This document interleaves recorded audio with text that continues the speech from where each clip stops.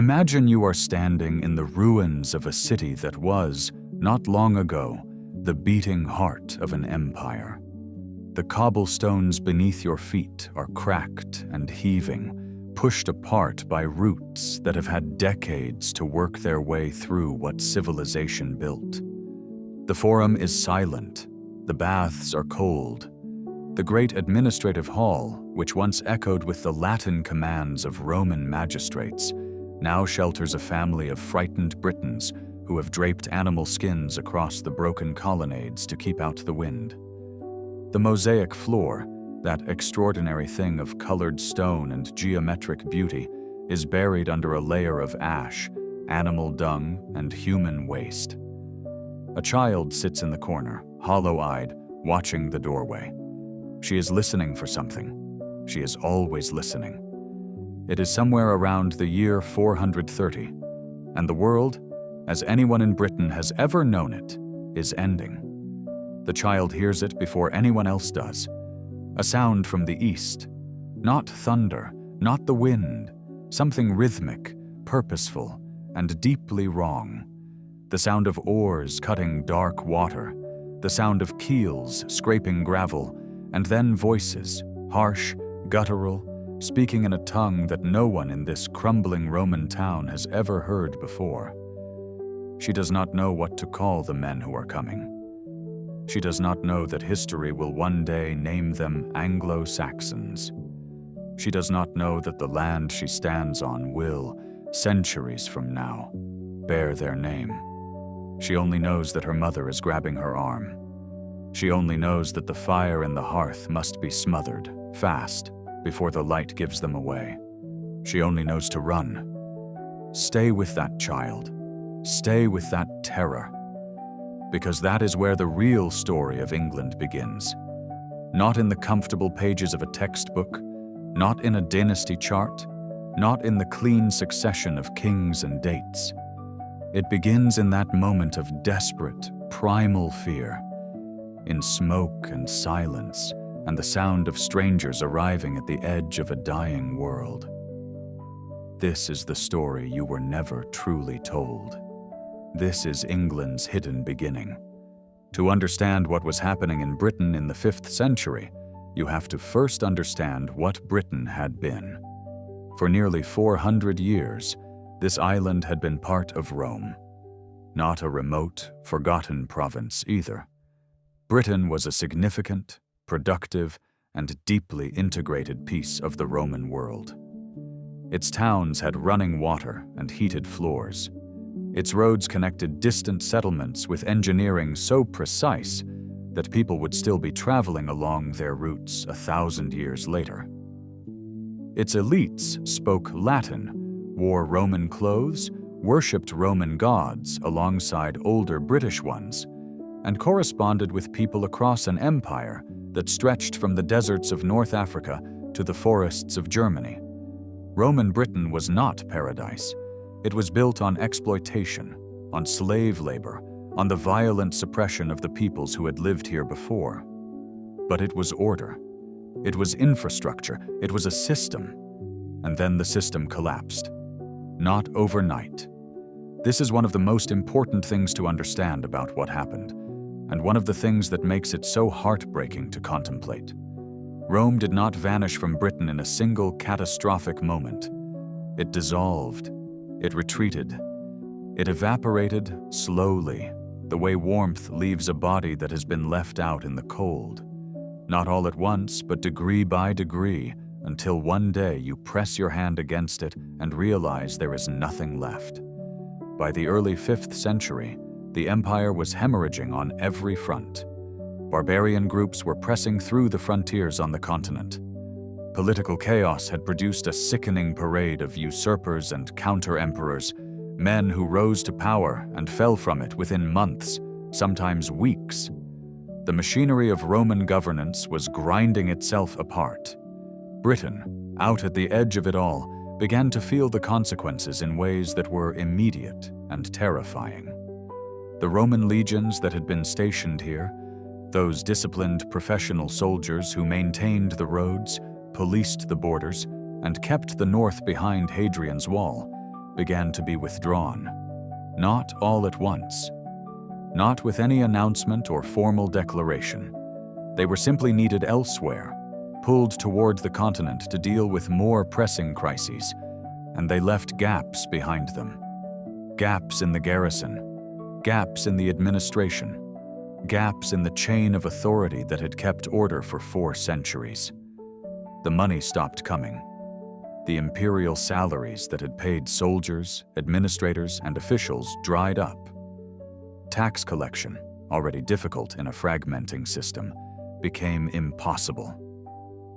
The great bureaucratic apparatus that Rome had erected here began to seize up, department by department, like an engine running out of oil. Towns that had relied on imperial supply chains for goods they could not produce locally found those chains severed. Craftsmen who had made their living producing goods for Roman military contracts found themselves without buyers.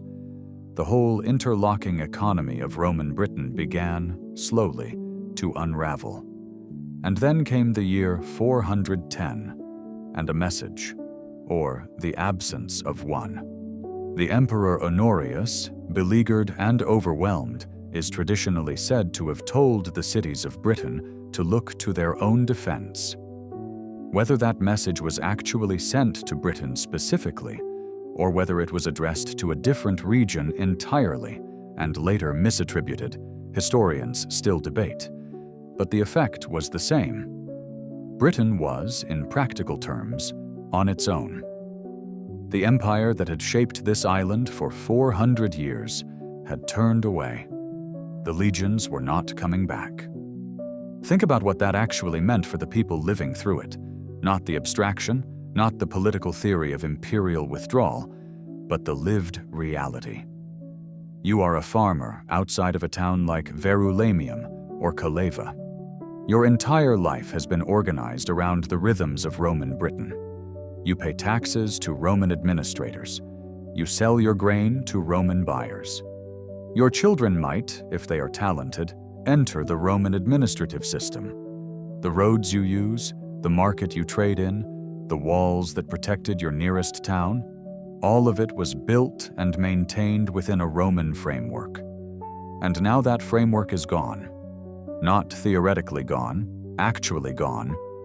The officials have stopped coming. The soldiers have marched away. The coins that used to circulate are no longer being minted. Trade is collapsing.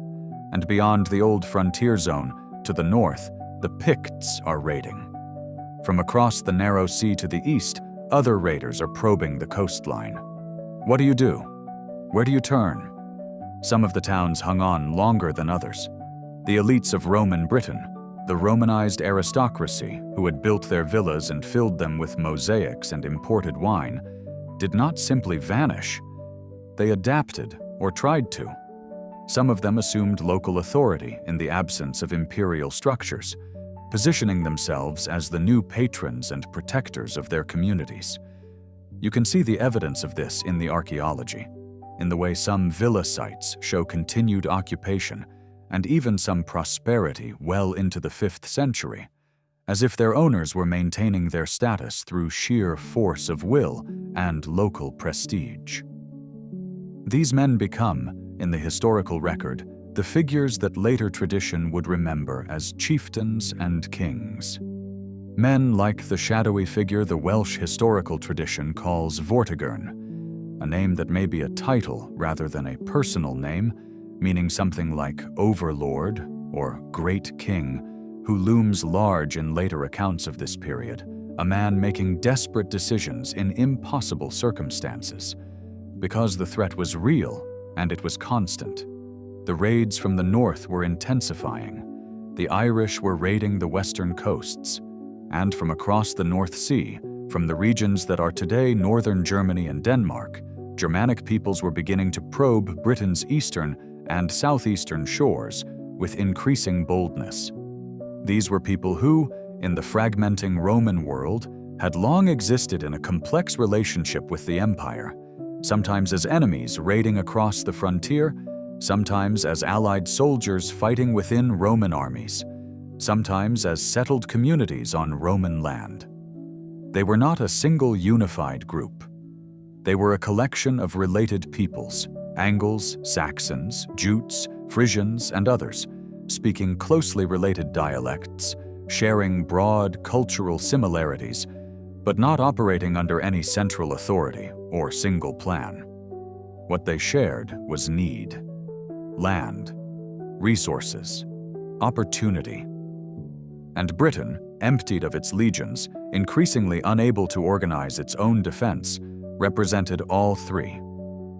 The accounts of what happened next come to us filtered through layers of time and transformation, written down long after the events they describe, tangled with legend and retrospective meaning.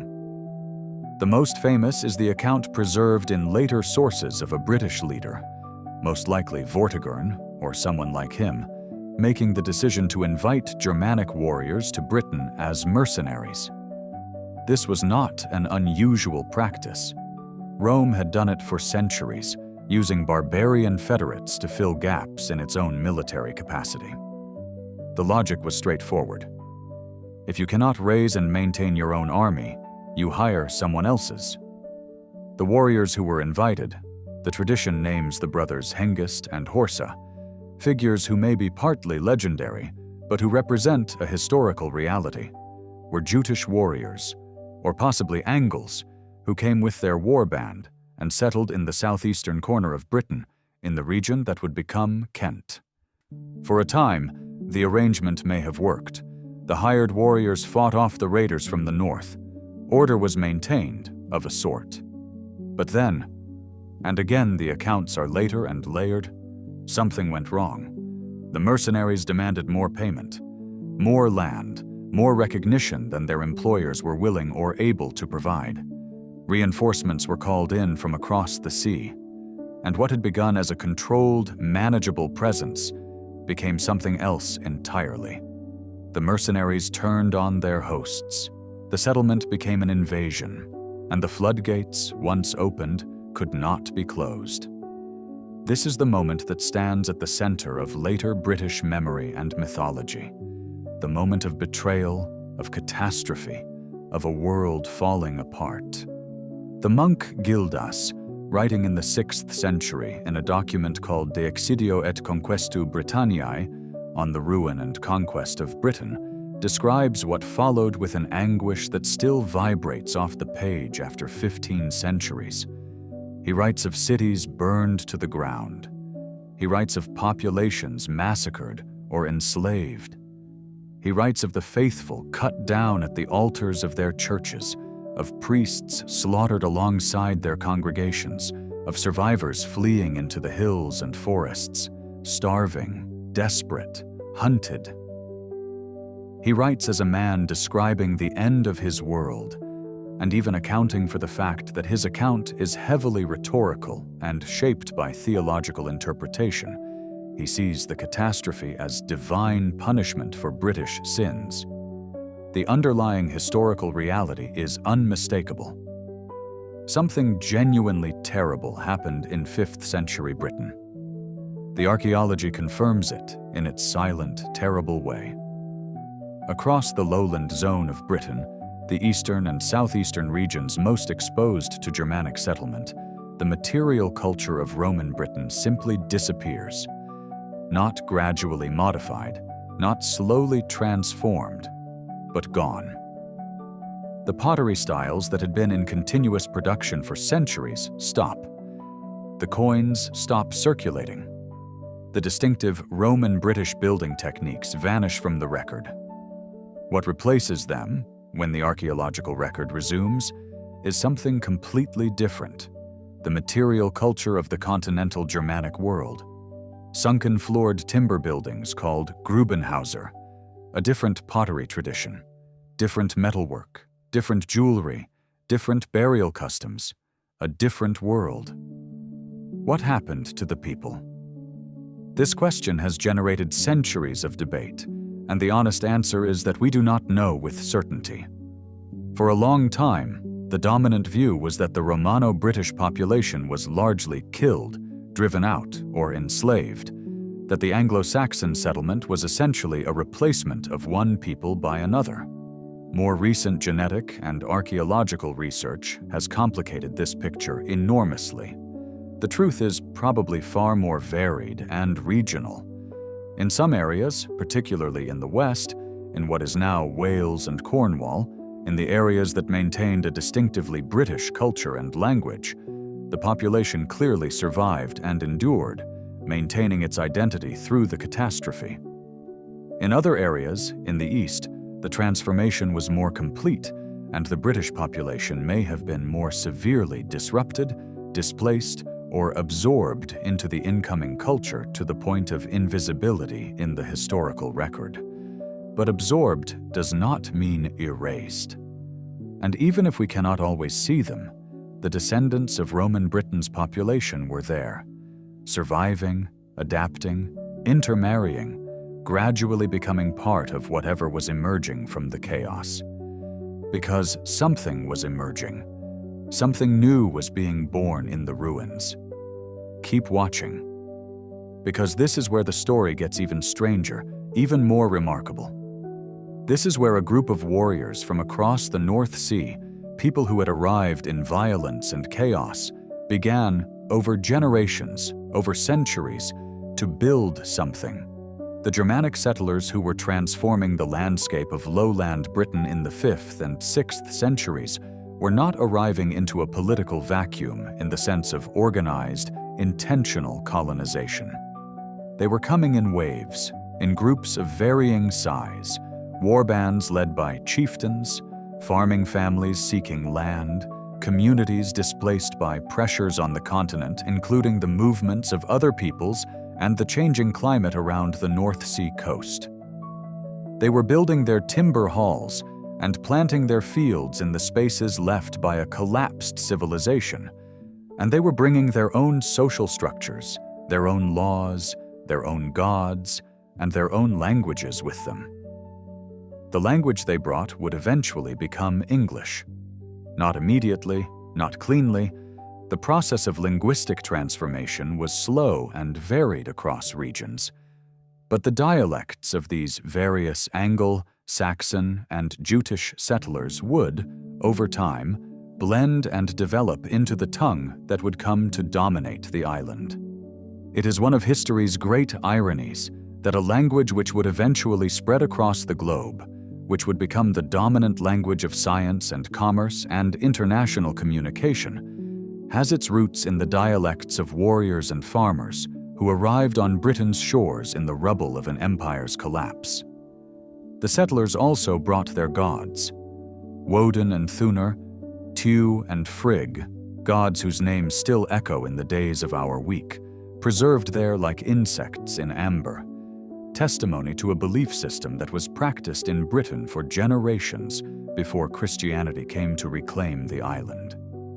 These were gods of war and wisdom, of thunder and fertility, of the hall and the battlefield.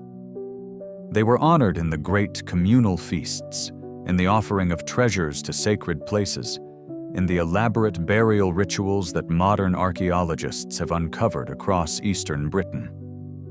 The burial at Sutton Hoo in Suffolk, that extraordinary ship burial filled with gold and silver, with a ceremonial helmet and weapons and treasures from across the known world, gives us a window into the world of the Anglo-Saxon elite at its height, a world of lordship and loyalty, of poetry and warfare, of identity forged in the hall around the fire, because the hall was the center of everything. You have to understand this to understand Anglo-Saxon society. The great timber hall, the mead hall, was not just a building. It was an institution, a social contract, a physical expression of the bond between a lord and his warriors. The lord provided the hall, the feasting, the rings and armbands and gifts that demonstrated his generosity and power. The warriors provided their loyalty, their sword arms, their willingness to fight and die for him. This was the economy of honor, and it governed everything. The great poem Beowulf, composed in Old English probably sometime in the 7th or 8th century, breathes with this world, the joy of the hall, the warmth and firelight and communal celebration, held always against the darkness outside, against the monsters and the cold and the enemies who might come. And if you think monsters is purely metaphorical, remember that to the people who composed and first heard that poem, the monsters were partly real. They were the shapeless threat beyond the firelight, the raiders who could appear from the darkness without warning, the enemies of order and community. They had seen enough of those to know exactly what terror felt like. The political landscape that emerged from the chaos of the 5th and 6th centuries was one of fragments. Dozens of small kingdoms, petty lordships, tribal territories, a patchwork of competing authorities across the island. Over time, through warfare and alliance, through marriage and inheritance, and the simple, brutal arithmetic of who survived and who did not, this patchwork began to consolidate.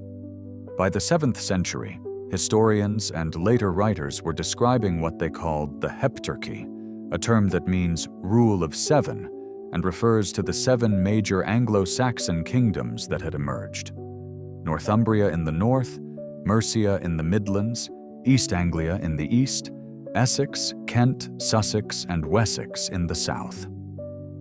The number 7 was always somewhat artificial.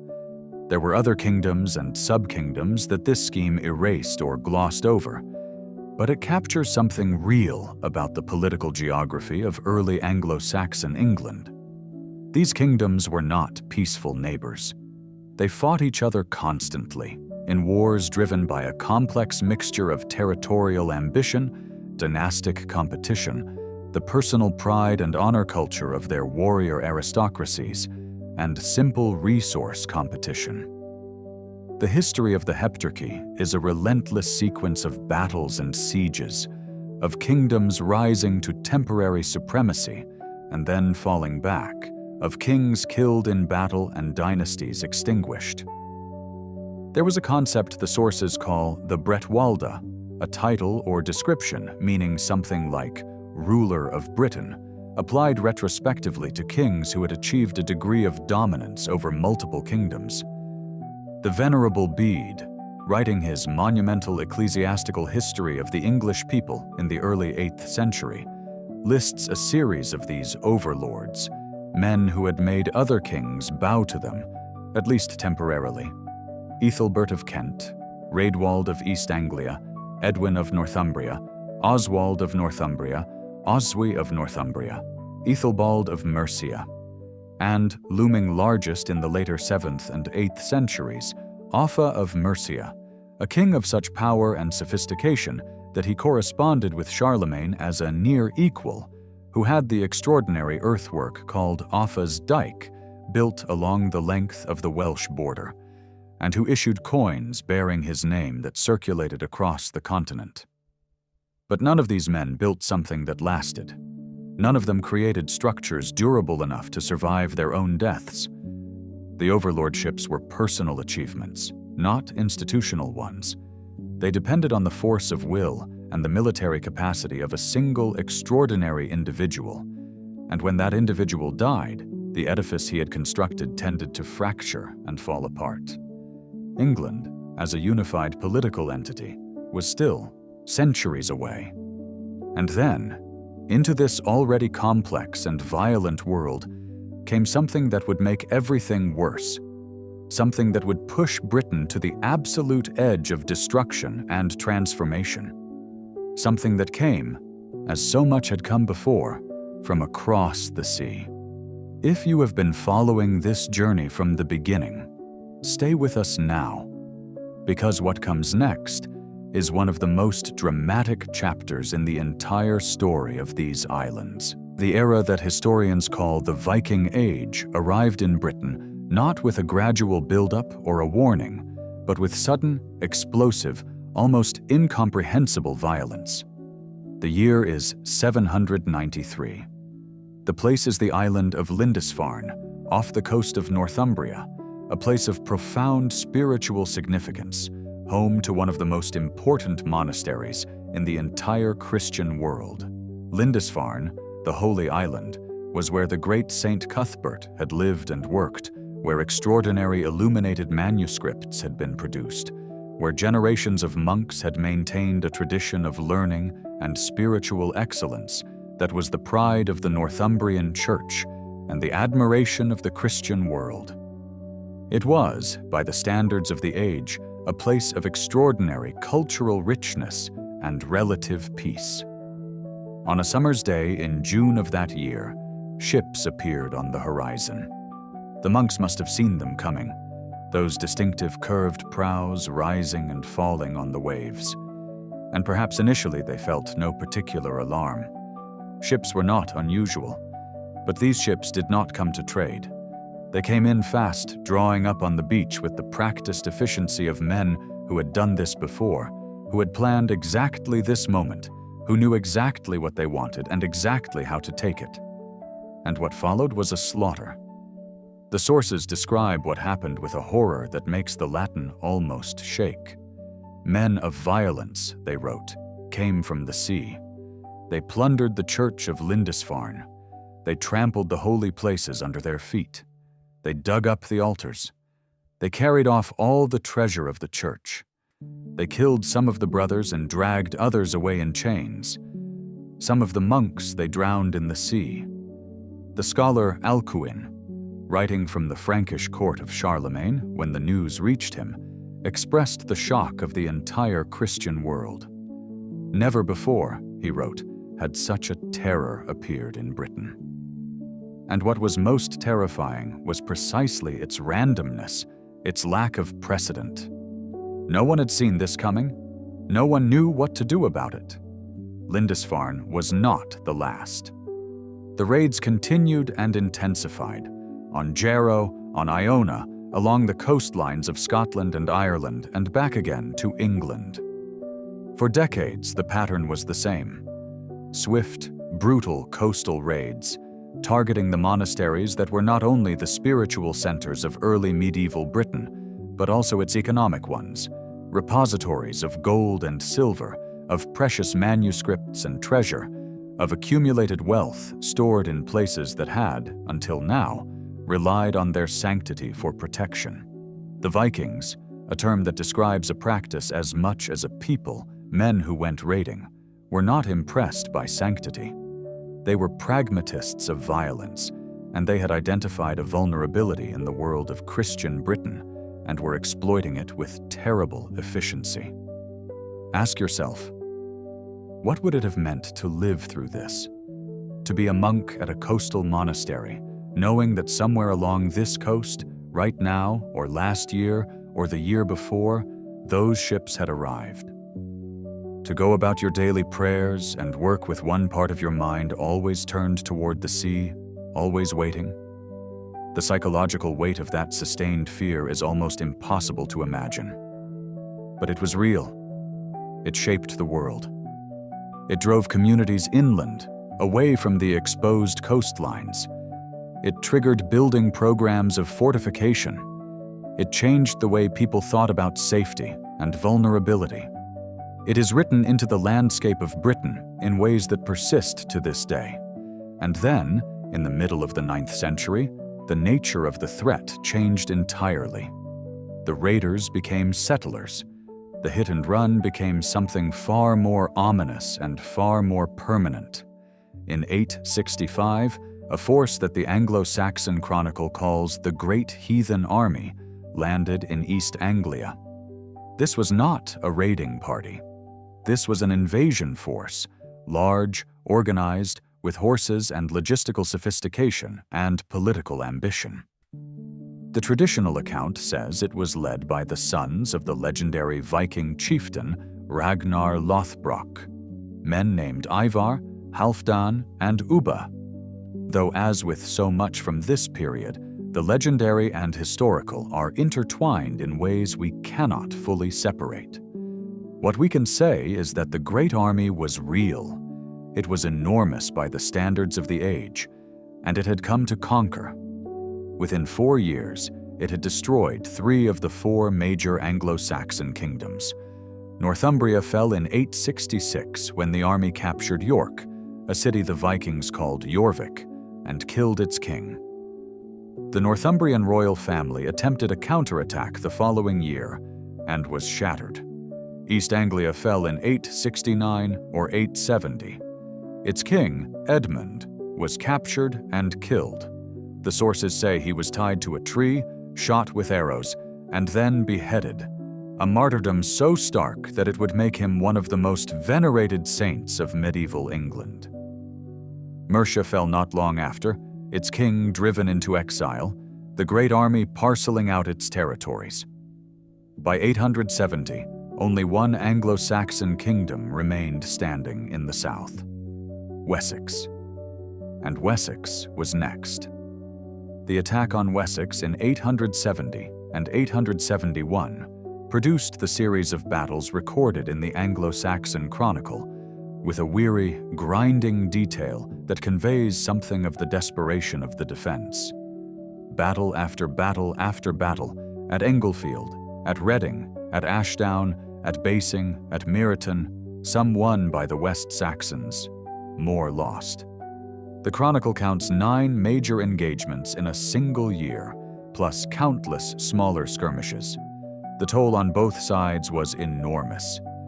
Ethelred, the king of Wessex, died in the middle of this fighting, of wounds sustained in battle, or of illness aggravated by the constant campaign. The sources are not entirely clear. He was succeeded by his younger brother, a man who would become the most famous figure in all of early English history, a man whom posterity would call Alfred the Great. Alfred was not great yet. In 871, he was a young king of a kingdom that was being hammered to pieces, fighting for survival against an enemy that had already consumed everything around him. The early years of his reign brought no relief. The great army withdrew temporarily to deal with other matters on the continent and in other parts of Britain. But the pressure did not stop. In the winter of 877 and 878, it returned in the most devastating single blow yet. A Viking force under the leader Guthrum launched a surprise attack on Chippenham, where Alfred and his court were spending the Christmas season. The attack came without warning, in the depth of winter, and it broke apart the West Saxon defense entirely. Alfred fled, literally fled, with a handful of companions, into the marshes and bogs of Somerset, the Somerset Levels, a landscape of reed beds and flooded fields and isolated rises of solid ground that was, in winter, almost impassable and almost uninhabitable. Think about that moment. Alfred of Wessex in early 878, hiding in the marshes of Somerset. He has lost almost everything. His court is scattered. His kingdom is occupied. The Viking army is in control of virtually every significant place in what had been Anglo-Saxon England.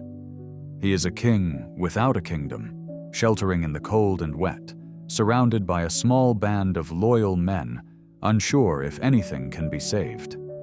This is the context for one of the most famous stories in English history, the story of Alfred and the burnt cakes. A peasant woman, not knowing who her strange, distracted guest was, set him to watch the cakes baking on the fire and came back to find them burnt, her visitor lost in thought and planning while the food was ruined. She scolded him sharply. He accepted the scolding humbly. The story is almost certainly legendary in its specifics. It appears in sources written long after Alfred's death, but it contains a truth. Alfred, in those months in the Somerset Levels, was thinking, planning, building something from almost nothing. He sent messages to the loyal thanes of Somerset, Wiltshire, and Hampshire, summoning them to a meeting place. He gathered men. And in the late spring of 878, he moved. The West Saxons assembled at a place called Egbert's Stone, and from there they marched to meet Guthrum's army at a site called Eddington in Wiltshire. The battle that followed was one of the most consequential in English history. Alfred won. The shield walls met. The two forces pressed against each other in that appalling, grinding clash of shield and spear and axe that was early medieval battle. and the Viking army broke. Alfred pursued them to their camp, besieged them for 2 weeks, and forced a surrender. What followed the Battle of Edington was, in some ways, even more remarkable than the battle itself. Guthrum, the Viking warlord who had come so close to ending Anglo-Saxon England entirely, agreed to be baptized as a Christian. Alfred stood as his godfather. The two men made a peace, a partition, dividing England roughly along a diagonal line. To the northeast of that line lay the Danelaw, the territory now controlled by Danish settlers and their descendants. To the southwest lay Alfred's Wessex, restored and breathing, beginning to think about recovery and consolidation. Alfred's achievement in the years that followed is breathtaking in its scope. He rebuilt Wessex. He did not just repair the military damage, though he did that, creating a new system of fortified towns called burhs that could serve as refuges and military bases, and restructuring the military system so that part of the army was always on campaign while part remained at home. He also rebuilt the intellectual and cultural life of his kingdom, which had been shattered by decades of raiding, monasteries burned, books destroyed, the tradition of Latin learning in England nearly extinguished. Alfred, himself a man of genuine intellectual passion, embarked on a program of translation, taking key Latin texts and rendering them into Old English, the vernacular language that his people actually spoke, so that the knowledge they contained could be more widely accessed. He wrote prefaces to these translations that reveal a man thinking seriously about governance, about learning, about what it meant to be a Christian king in a world that had nearly destroyed Christianity in England. He also began to develop something new, an idea of England, not just Wessex, not just his own kingdom, but a larger entity that he increasingly styled as the Kingdom of the Angeltin, the English people. Alfred was not King of England. He never claimed that title. But he was laying intellectual and political groundwork for something. He was articulating an identity. The work of actually creating England, of bringing the various Anglo-Saxon territories under a single political authority, would be completed by his successors. His son, Edward the Elder, expanded Wessex's control dramatically, pushing the border of English authority deep into the Danelaw. His daughter, Ethelflaed, the Lady of the Mercians, one of the most remarkable political and military figures of the entire Anglo-Saxon period, a woman who governed Mercia with extraordinary skill and built burhs and fought campaigns and died having achieved things that many of her male contemporaries would have been proud to claim, was his close partner in this expansion. Together, Edward and Ethelflaed pushed north and east, absorbing the Danelaw territories, not always through conquest, but sometimes through negotiation, through the submission of local leaders who found it expedient to accept the overlordship of the powerful southern king. The Danes who had settled in the Danelaw did not vanish. They stayed, intermarried with the local population, maintained some of their own laws and customs, and gradually became part of the emerging English identity. This is one of the great underappreciated facts about England's origins. It was always multiple peoples, always a mixture. The Angles and Saxons and Jutes who had replaced Roman Britain were themselves replaced not by pure Danes, but by a hybrid culture, a fusion of English and Scandinavian that produced the late Anglo-Saxon world with its remarkable literary and artistic achievements. Edward's son, Aethelstan, is the man who has perhaps the strongest claim to be called the first true King of England. In 927, he received the submission of the kings of the Welsh kingdoms, of the Scottish king, and of the Viking ruler of York, creating a moment of overlordship over all of Britain that was genuinely unprecedented. A coin minted during his reign describes him as Rex Totius Britanniae, King of all Britain. This was partly propaganda, partly aspiration, but partly real. Æthelstan's court was one of the most cosmopolitan in Europe. He corresponded with rulers across the continent. His sisters were married to rulers from Franconia to Norway. He collected relics and treasures from across the Christian world. He was, by any measure, a monarch of European significance. But the story was not finished. It never is. The path to English unity was not straight. After Æthelstan came decades of instability, reigns cut short by early death, challenges from Scandinavian rivals, the recurrent problem of succession in a world where kings could father children by multiple women and leave behind competing claims. The Danelaw remained restless, and beyond the horizon, a new generation of Scandinavian ambition was gathering.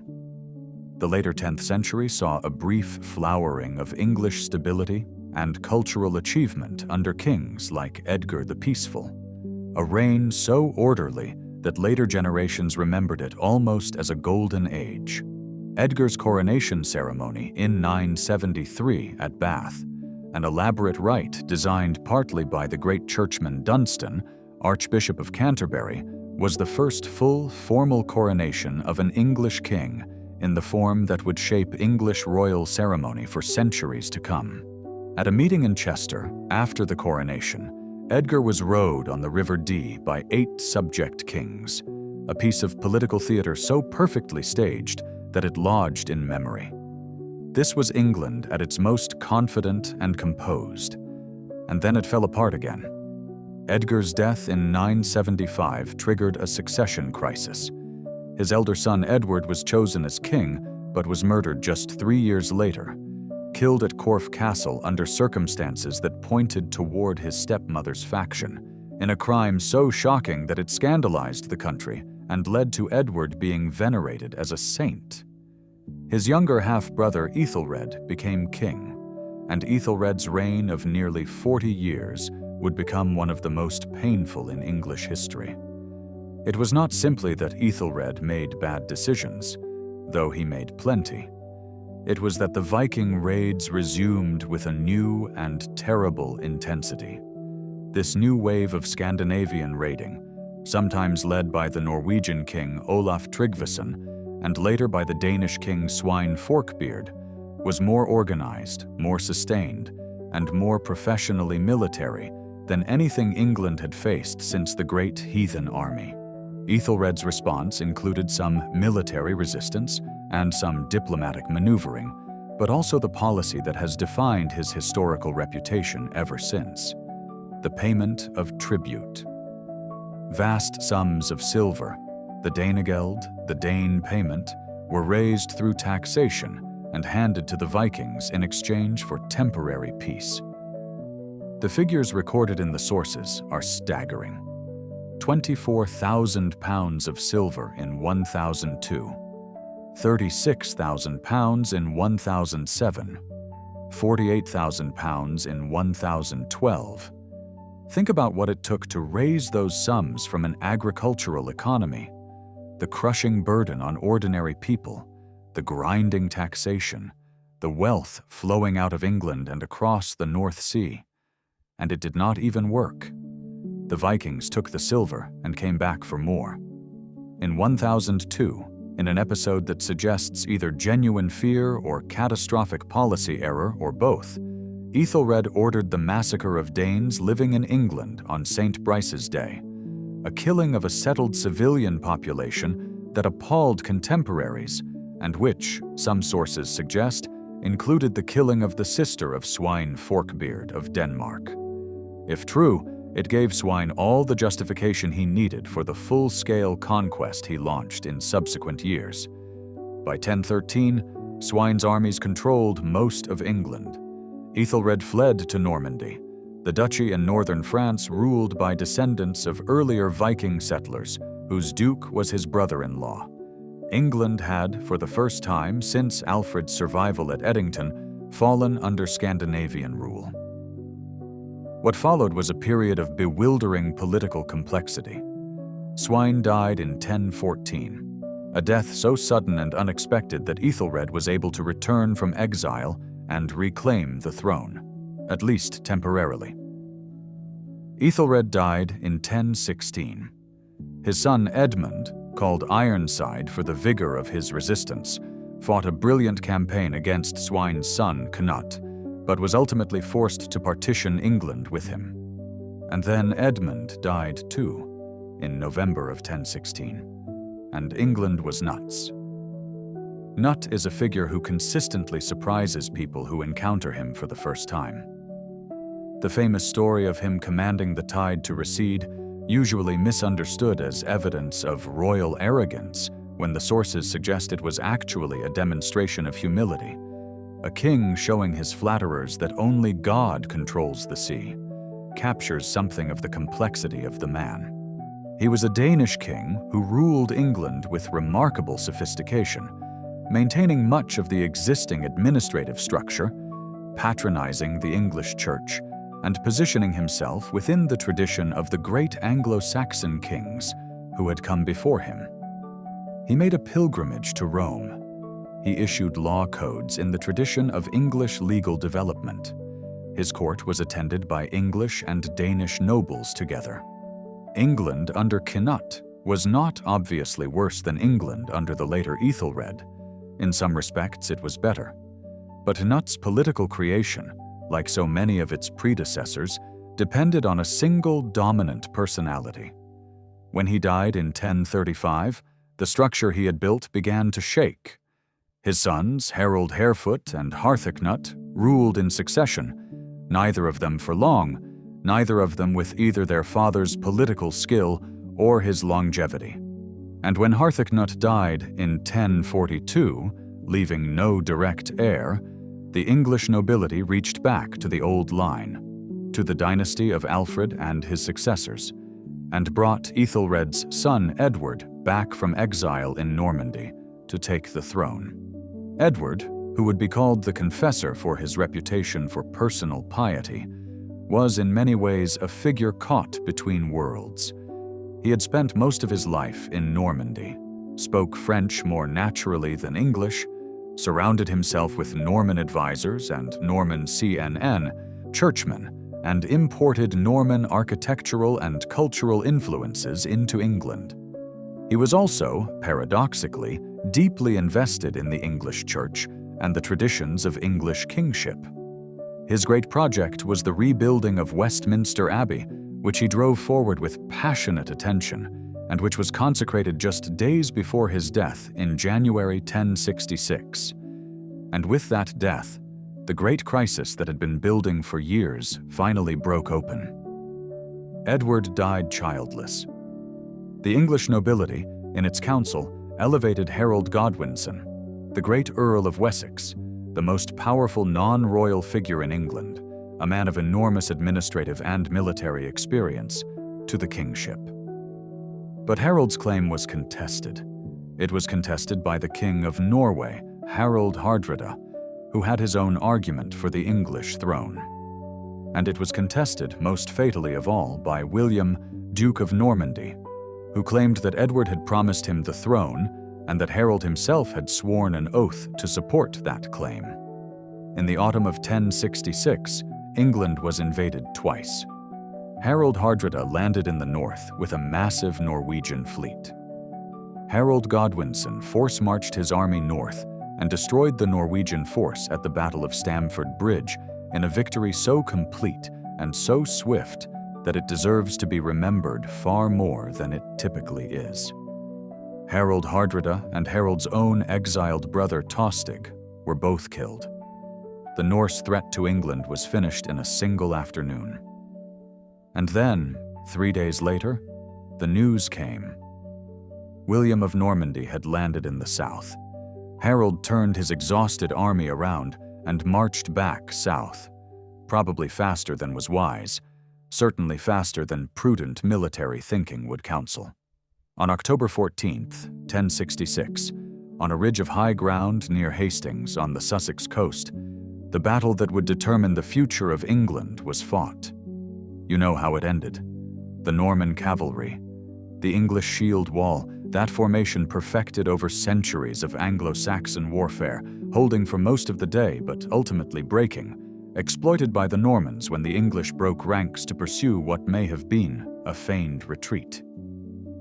And Harold himself, killed in the fighting, whether by an arrow in the eye, as tradition claims, or by the swords of Norman knights who cut him down in the crush, remains debated. It does not really matter. What matters is that when the fighting was over, the last Anglo-Saxon king lay dead on the field, and England was William's. But here is what we must hold on to. Here at the end of this long journey through centuries of chaos and transformation and remarkable resilience. The Norman Conquest was not the end of the English story. It was another layer added to a story that had always been a story of layers. The Normans who came in 1066 did not erase England.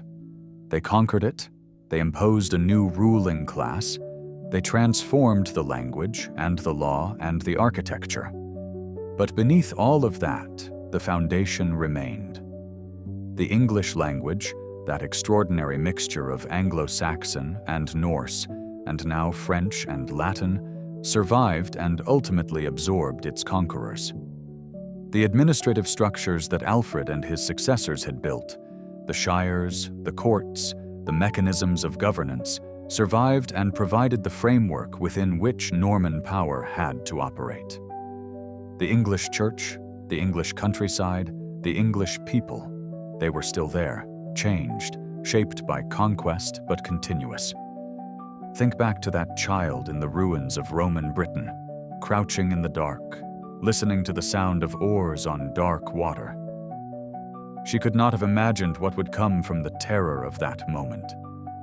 She could not have seen the kingdoms that would rise and fall, the armies that would march and die, the monks who would preserve knowledge in scriptoriums while the world outside burned, the kings who would hide in marshes and emerge to change the course of history, the languages that would blend and shift and emerge as something new and strange and powerful.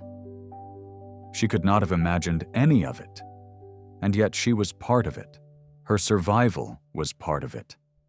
Every person who clung to life in the chaos of the 5th century, every monk who copied a manuscript by lamplight while raiders prowled the coast, every farmer who rebuilt a homestead after it was burned, every warrior who stood in a shield wall knowing what it cost and stood there anyway, all of them were part of the process by which something extraordinary slowly, painfully, improbably came into being. England was not given.